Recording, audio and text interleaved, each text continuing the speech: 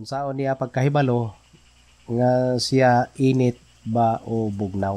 Sumala sa balaang kasulatan, imo ni siyang mabasa kining init-init niya bugnaw-bugnaw diya sumala sa Pinadayag Kapitulo 3 versikulo 15. Nasayod ako ang imong nabuhat nga ikaw dili mabugnaw o dili usab mainit. Kung mabugnaw ka pa unta o mainit. O kay ikaw dagaang man lamang dili mabugnaw o dili usab mainit, isuka ko ikaw gikan sa akong baba. Pero ang pangutana lagi, unsaon nimo pag-ila? So, muna siya mga higala. Ang atong pagpangalagad sa Ginoo, maila nimo nga ikaw bugnaw na or init ba? Or bugnaw or init-init. Tungod kay usahay mga igsoon, ganahan ka maminaw sa pulong sa Ginoo. Usahay di na po kaganahan minaw sa pulong sa Ginoo. Usahay magmahay kas pastor kay ikaw giigo. Usahay pod lipay po kaswali kay gidaig ka. O wala man na siya mga igsoon mo na nga mailhan nimo nga ikaw naa na sa kahimtang nga init-init niya bugnaw-bugnaw tungod kay ang imong relasyon sa Ginoo igsoon usahay dili na ka ganahan mobasa og Biblia o usahay ganahan kag basa og Biblia. So mailhan nimo igsoon nga ikaw init tungod kay ikaw madasigon nga nangalagad sa Ginoo.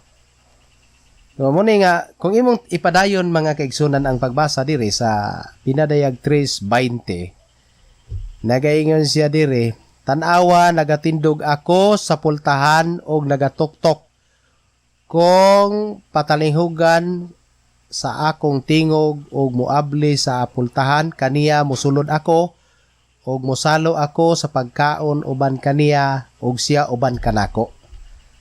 Sa ato pa, Kristohano ni siya nga nagasimba pero si Kristo naa pas pultahan nanuktok pas iyaha nanuktok pas imuha muna nga mga Kristohano ni nga mga kaigsunan usahay walay pagpakigrelasyon sa Ginoo. So importante nga kung Kristohanon ka naa kay hugot nga relasyon sa Ginoo. Lipay ka dili ka pwede nga di ka mobasag Biblia kay mingawon ka sa pulong sa Ginoo kay iya gunang pulong nya mingawon ka nga dili ka makasimba kay mao man ay gingon sa Ginoo nga ayaw niyo undanga ang pagsimba ingon sa gibatasan sa uban. Munang nabatasan na sa uban nga di na mo simba Herbiuhanon Kapitulo 10:25 ilabi na magdinasigay ka mo kay ginatan-aw ninyo ang pagbalik sa Ginoo dool na. So kung naay mga Kristohanon nga murag di naman siya ganahan mo basag Biblia, nga di na po siya ganahan mo simba, makaingon ta nga kining pagpangalagara murag muna ni siya ang giingon sa pangutana nga unsaon pagpakahibalo nga siya init-init niya bugnaw-bugnaw. Muna na kung init yun ka gusto sa Dios init yun ka largo.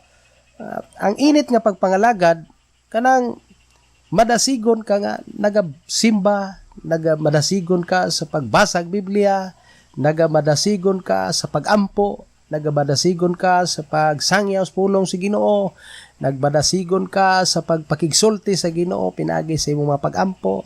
Pero kung di na kaganan mo ampo, di na kaganan mo simba, di na kaganan mo basag Biblia, mo na siya sintoma nga ikaw bugnaw-bugnaw na. Yang usahay ganahan na po ka minaw Biblia, ganahan na po ka mo ampo, mo na siya dagaang na nga klases pagpangalagad. Gusto sa Dios init nga pagpangalagad. Yan kanang pangalagad nga di na gid ka mubugnaw init gid ka kaya ron Dios dili lud-on nimo basig isuka kaniya kung mag-inana ang atong sistema sa pagpangalagad. Salamat sa mga pangutana o usbon ko mailhan nimo nga ikaw init o bugnaw pinaagi sa imong pagpangalagad sa pagpakigrelasyon sa Ginoo. Daghang salamat sa inyong mga pagpangutana karong adlaw.